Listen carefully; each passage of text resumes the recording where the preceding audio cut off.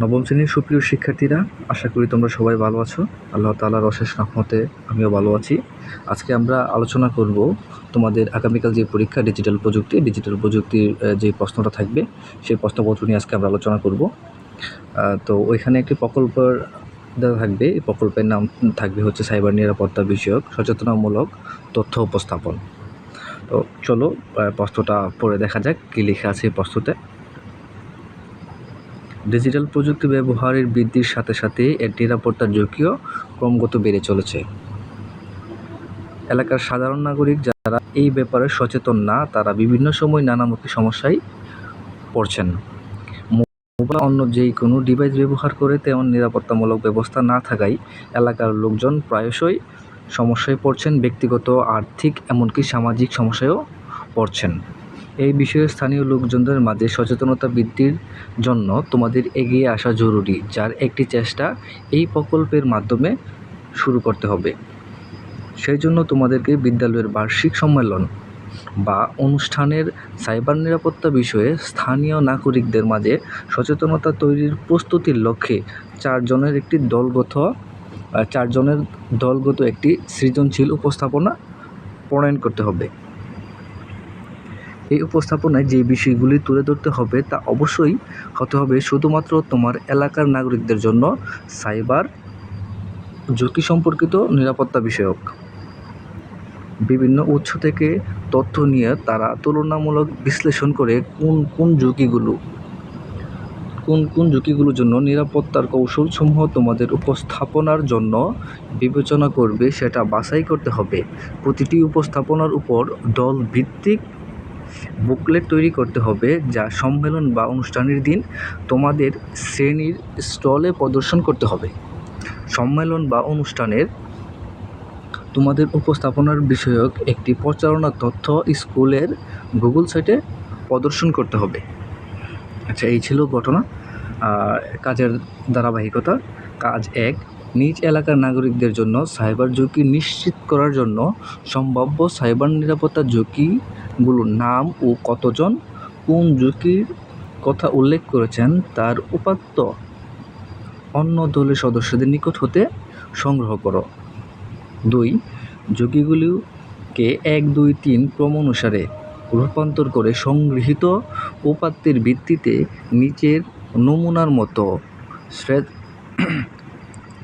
স্প্রেডশিটে উল্লেখ করে ফর্মুলা ব্যবহার করে শতকরা কতজন লোক সাইবার নিরাপত্তার ঝুঁকি চিহ্নিত করেছে এবং শতকরা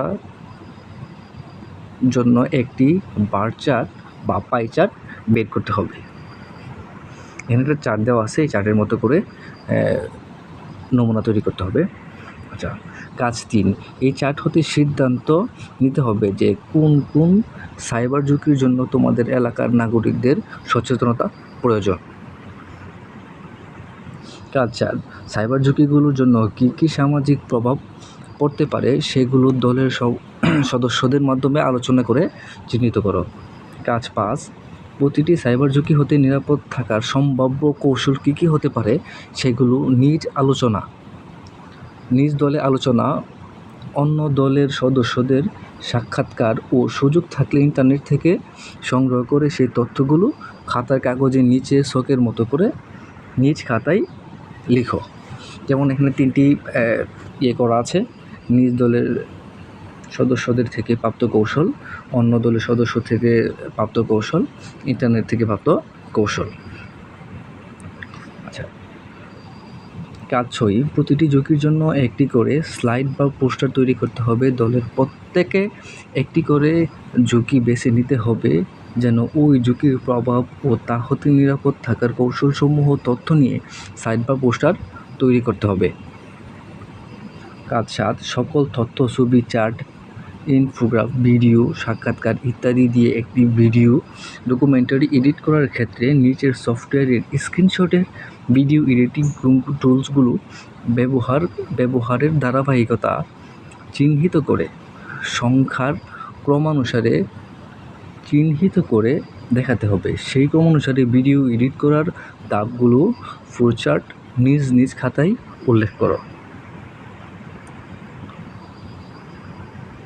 ৮, সম্মেলন বা অনুষ্ঠানে তোমাদের উপস্থাপনা বিষয়ক একটি প্রচারণা নোটিশ স্কুলের গুগল সাইটে প্রকাশ করো অথবা ধাপসমূহ খাতায় লিখে রাখো।